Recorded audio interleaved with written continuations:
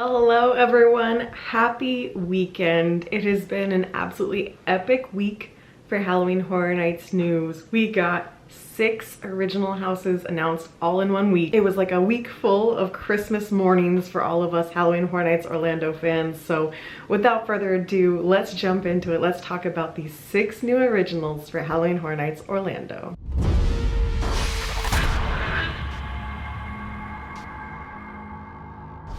So appropriately, I wore my everyday is Halloween shirt because this past week it felt like every day was Halloween. Thank you, Universal and the powers that be. So in my last video we talked about Slaughter Sinema 2, which was the first original announced just a week ago today. In that video I said I hoped I would be back to talk more houses soon, and boy did Halloween Horror Nights deliver. I have waited until today to put all of these announcements into one video because man, the chaos it would have been to try to create a video every single day. So we're going to talk about the 5 new announcements that complete our 6 originals for Halloween Horror Nights 33. So before we jump into the video, you know I have to introduce myself just in case there's someone new here. Hi, I am Liz. I'm a die-hard Halloween Horror Nights fan. I've been attending the event since 2001, and on this channel I cover all the Halloween Horror Nights news, announcements, rumors, and come fall I vlog from Halloween Horror Nights as many nights as I possibly can visit. Last year I went 19 nights. We're gonna see if I can break the record this year for Halloween Horror Nights 33, and with these houses that just might happen. So if you love Halloween Horror Nights content, if you love spooky season, make sure to subscribe. For my loyal viewers, thank you for sticking with me through this, I believe, abbreviated rumor season because there's not much left to discuss coming forward, but we'll get to that later. And thank you for always supporting my little corner of the Halloween Horror Nights internet. Let's talk Halloween Horror Nights 33 originals. I'm not quite sure what we did to deserve 6 house announcements in a row. This has never been done like this before. But this past week, Halloween Horror Nights Orlando announced an original house every day of the week. Started last Friday with Slaughter Sinema at Spooky Empire. And then this past week, Monday, Tuesday, Wednesday, Thursday, Friday, we got a new house announcement at 10:33 in the morning every day. It was magical. It was wonderful. It was a surprise. It was great to start the day on Monday, and then after that, once we realized it was a pattern, it was so fun to look forward to getting that new announcement, to knowing we'd all be on Twitter or Instagram talking about this new house that was out. And I really feel like it brought the community together in a way that I haven't seen in a while. So I don't know what the future holds for announcements, but if anyone from Universal is watching this, I loved it. Thank you for treating the fans with these early announcements of the originals. Sometimes the originals just get dumped at the end in like a full website update and they don't really get this kind of treatment, or we just get all the IPs at the beginning and then we maybe get a teaser for 1 or 2 originals. But it's so nice to go into the season already knowing our originals with only like a little snippet of information, so they're still mysterious. There's still plenty to talk about and theorize. I don't know about you guys, but I am stoked for these. I feel like all 6 have so much potential. So let's go through them one by one and talk about what houses we're gonna have for Halloween Horror Nights 33. So I already covered Slaughter Sinema in my last video. I will link that up above, down below. If you haven't seen that one, I give a little history of Slaughter Sinema 1. So if you're not familiar with it, you can kind of get familiar with the property before we get the sequel. So today we're gonna start with Goblin's Feast, which was announced on Monday. So we got this graphic and the description that reads, "Welcome to the Goblin's Feast Tavern and visit the Goblin Village, where a lavish feast is being prepared for goblins, orcs, hobgoblins, and witches. And you're the main course." Short and sweet, but I feel like this one was a little bit of a surprise. To be completely honest, the Goblin rumor had been swirling behind the scenes, so I wasn't completely shocked to see a Goblin house. However, this graphic has a very different feel and vibe than what was being talked about behind the scenes. So if you remember the last rumor map from Horror Night Nightmares, there was a black and white house on that map and it was down in the tent area. The rumor circulating was that we were going to see a black and white goblin house. I was prepared to see goblins, but this graphic and this description definitely doesn't seem like it's going to be black and white. So I think that black and white rumor was squashed. I don't think that was a real thing, but goblins. And this graphic, I've heard a lot of other people talk about it. It's giving like a Halloween Wicked Growth vibe to it, right? It feels like a traditional Halloween theme, and I can't recall a time when we've had a goblin focused house at Halloween Horror Nights. So I feel like this one has a ton of potential. I hope it is in the same realm of Wicked Growth, but I don't want to see the Pumpkin Lord. I don't want to see Lil Boo unless he's like an Easter egg hidden somewhere. I don't want to go back to Wicked Growth. I want a completely original take on these goblins in this tavern. You know, that whole scene. I want to be transported to Halloween, but not just go right back to the Halloween we've already seen. New themes, and I think that's what we're gonna get. So that was Monday's announcement, and then on Tuesday we received Major Sweets Candy Factory. Now, if you've been following the rumors, obviously this one has been heavily rumored all season, so this was not a shock. It does, however, confirm that this house will be taking place in the Candy Factory, which is what I was hoping. I was hoping for a Willy Wonka style house. I feel like there's tons of opportunities for good scenes in a candy factory. I mean, if you're familiar with the Willy Wonka films, and if you're not, you should be, go watch them. There's plenty of things that can go awry when you have annoying kids visiting your candy factory. Just saying, I feel like there's plenty of opportunities here. So let's go over the official description. You've been invited to chaperone a field trip to a candy factory, but this sweet tour is about to turn sour when free samples transform the kids into candy-coated killers wielding sharpened candies. I said this on the podcast, but I'm gonna say it again. I resent this because I would never volunteer to chaperone any sort of field trip. For whatever reason, I've been tricked into visiting the candy factory when there's a bunch of kids there, and these candies are gonna turn them into maniacs. Once again, we didn't learn enough from the parade before. The kids are going wild. One of the tweets from Universal did also specify that this is happening before the parade, so this is all events that transpired beforehand. However, I will say, if you had a field trip to the candy factory and a whole bunch of things went wrong and kids became psycho killers, why did they let this man continue making candy and deliver candy to a Halloween parade in the future?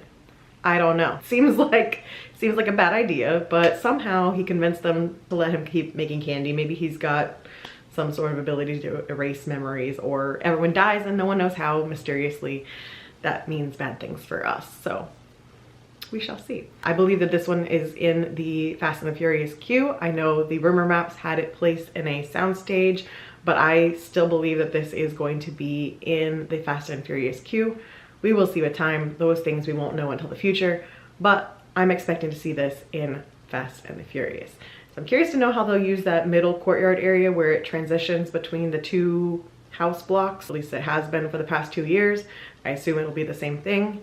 Not sure what they'll do with that space, but I think that Fast and Furious building already looks like a factory, so it'd be pretty easy to make it look like a candy factory with some projections. Make it happen. I think it'd be really cool. So that brings us to Wednesday, when we received our next house announcement, which was the museum Deadly Exhibits. I gotta be honest, I don't love the first sentence of this description, but I'm going to read it as it's written on Instagram. You're going to check out the Rotting Stone, the local folklore museum's infamous new exhibit.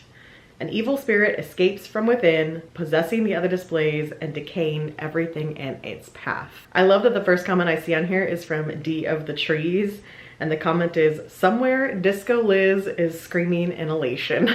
Yes, that was my reaction to this house. During the last speculation map video, I talked about how much I would love to see a museum house because I was, in a former life years ago, a museum curator. So that is what I went to school for. That is what I started my career as, was as a museum curator. I have worked in many museums, mostly in museums collections, because I was training to be a collections manager, but a lot of small museums call their collections managers curators because we do everything. Anyway, long story short, museums are creepy. They really are. And while I don't think this house is going to be going through museum collections, which is kind of where I was working, in the basements and the storage areas of museums, the exhibits can be very creepy when you're there by yourself as well. Now, obviously, we will not be by ourselves. We will be with a conga line full of other patrons. However, like I said in my previous video, those dioramas in museums, they can be scary. And if they're coming to life, if they're possessed, oh my.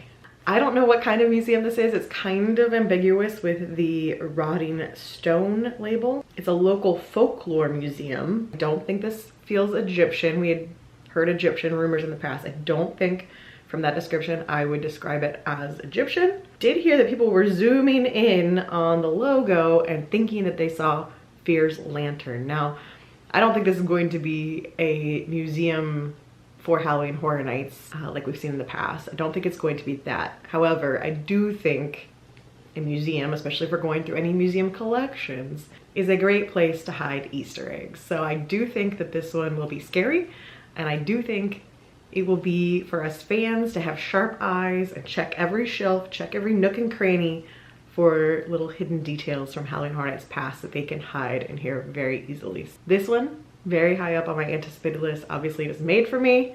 Cannot wait to see what they do with it. And I am pretty sure that this one is going to be in a tent. So I believe this is one of the tent houses, just like on the speculation maps. I think it's gonna be in the back of the park. But the announcements didn't stop there. On Thursday, we got another highly rumored house confirmed, and that was Monstruos? I'm sorry.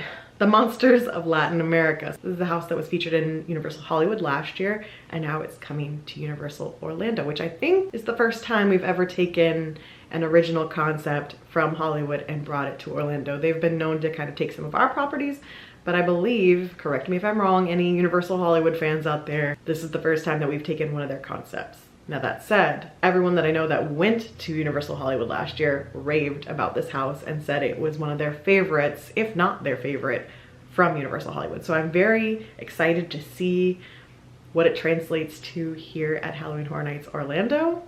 And let's read the description. I'm gonna butcher this. I haven't taken Spanish since high school. Ten cuidado, which means be careful. With La Muerta as your guide, you'll be asking for piedad from these three terrifying monsters. The blood-sucking, owl-faced witch, and bone-ripping. We're just gonna do that so I don't butcher the whole thing. The first one is a shape-shifting vampire or witch that lives with a human family and drinks the blood of infants at night. Oh my. They're usually female. They're born with the curse and cannot avoid it. That sounds terrifying. The image is, oh my. I'll just put this is the image that Google brought up for me. So yeah, that's scary. I'm with you. That's scary. The witch owl is said to be a witch that can shapeshift into an owl. It's bloodthirsty and shape-shifting. I don't have an image of that one, but this witch supposedly preys on drunk men and children in the dead of the night. Hide your kids, hide your husbands. The witch is going to come for you in this house. The final one is known as the Whistler, a legendary figure in Colombia and Venezuela. The story is a lost soul who is cursed to wander the South American countryside, carrying the bones of his victims in a sack and whistling vengefully. If you hear his whistle, it's probably too late. So all of these legends sound terrifying. I haven't actually watched a walkthrough of the Hollywood house. I don't really want to. I don't want to have any preconceived notions walking into our version. And I think this could have a lot of potential. I love scary folklore. It's one of the reasons why I used to love the X-Files, because I feel like the X-Files dove into so many of these cultural stories over all of its seasons, and all of these sound terrifying. This one I believe is going to be at a soundstage. It's been rumored to have like a rainforest feel to it. And we know Halloween Horror Nights is good at taking folklore and spinning it into their own thing. So yeah, I think this one has a ton of potential. And then that brings us to our final original house announcement, and that was earlier this morning. We received the Triplets of Terror. Now this one was a legitimate surprise. We had that unknown original on the map for a long time, and there were rumors swirling behind the scenes. A lot of us were chit-chatting, trying to figure out what this final original was. Now, I'm pretty sure I know why this one got so messed up in the rumors. I've seen a lot of talk today about, oh, we must have lost an IP last second, or oh, this looks like they tried to get to strangers and it didn't pan out. That's not what I've been hearing behind the scenes. I don't think that is the reality. Obviously, we don't know for sure, but I will tell you that there was at no point this season when The Strangers were rumored. I know there's a new movie out, but not a single time did The Strangers pop up in rumors, which I believe means that was never on the table. And I haven't heard anything of an IP dropping out last second. Now there were early season rumors of other IPs. That happens every single year. Who knows if they were on the table or not. But even so, there's been plenty of time for the team to pick a different original, put it into play. This is not a Hellblock 2 situation. This is not an Evil Dead Rise getting ripped out at the last second. None of that. If there was another IP on the table, it was so early on in the season. And so I don't want people to assume that because this is kind of a different idea, a different take than what Universal does. I don't want the assumption to automatically be that, oh, it's just a last minute replacement. If what I've heard is true, that is absolutely not the case. With that preface out of the way, we have Triplets of Terror. You're invited to the Barmy Triplets birthday bash, but beware, they celebrate by recreating their family's murders. Prepare for a gory gathering. So this is Universal's take on a slasher. They created their own slasher idea. But I was pleasantly surprised by this one. I feel like it's a completely different take. It's something completely original. And we already have 2 sequels, right? We have Slaughter Sinema 2, we have Major Sweets, which is essentially a sequel property. I am glad they're kind of going in a different direction, a different feel. We've got folklore, we've got goblins. Let's have an original slasher kind of go in a different direction. Let them experiment. You never know what the next great house will be. Like if you heard Nightingales the first time, we didn't know what that was. We had no idea what it would turn into. So I applaud them for taking risks. I applaud them for going in a different direction. It might be House of the Year. You never know. Let's go in, give it a shot, and see what it entails. So yeah, that is the final original house for Halloween Horror Nights 33. Now I say that with somewhat conviction because that brings us to 6 total houses announced so far. That leaves us with 4 to come. The last 4 will be, in theory, IPs. And I assume that those 4 announcements will come with time, trickled out over summer. I think this is the end of the announcement wave, and especially with it being IPs, each IP is going to get its own moment to shine. So from what's been circulating on the rumor mill, I don't know if we're gonna get another rumor map from Horror Night Nightmares at this point. I'm still hearing Ghostbusters Frozen Empire. I'm still hearing Insidious. I'm still hearing A Quiet Place. And I'm still hearing some sort of classic Monsters house, possibly a sequel to Bride of Frankenstein Lives, or at least in that same vein. So those are the same 4 IPs that we had on the last rumor map. Nothing's really changed, nothing's really swirling there. So I believe those are the 4 we have left, but we will see with time. And I think each one of those will get a full announcement, which by that I mean a teaser commercial, the full social media blast, all that good stuff, rather than just like the little Instagram, Twitter posts that we've been getting for the originals. No complaints. I am very glad to have received what we received, and I am also kind of glad they're all mysterious. So what do you guys think? What's your reaction to this crazy week of receiving all of our originals at once? Do you wish they had been spaced out, or did you like getting them all at once? Which one are you most looking forward to? Tell me everything you're thinking down in the comments so we can have a little discussion. It might be a little while before I'm back now because we got so many announcements at once that it might be a little quiet for the next month or so. I hope you all enjoyed getting all of these announcements just as much as I did, and hopefully I'll see you again very soon. Until then, stay safe and stay spooky. Bye.